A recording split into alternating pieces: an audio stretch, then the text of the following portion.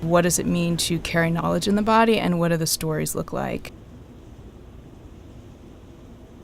When I went to graduate school, I was really interested in the fact that there were no images of people of color or by people of color in the history of photography class that I was taking. So for me, I asked this question of, if the images didn't exist, I know that we existed then. And so what is the way that I can recall that information, and that I could actually recall a photographic image of someone who existed before photography? The shutters open for a fraction of a second, and yet you have this complete world opening in front of you. So it's a combination of what comes out of the body and memory, history, cellular memory, ancestral memory, and then using the technology to facilitate that opening. And it's a spiritual opening, or a physical opening, or imagination, or story that comes through.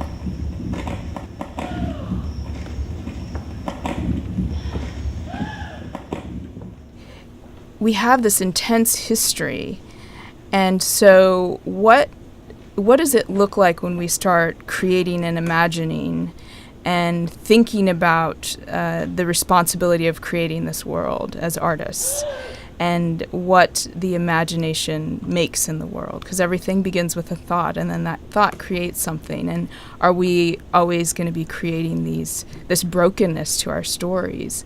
And for me, I'm very interested in what happens when you draw on power and create something as if you didn't have a history at all, in a sense, and yet you do have a history all the time. I first believe that an artist is responsible for being on his or her path and telling the truth, and that through that personal truth, we then connect to deeper things in other people. There's possibility, that anything can happen, that we can use our current tools and create magic. And we know songs move us, to be physical moves us, dance moves us, and those things change the world.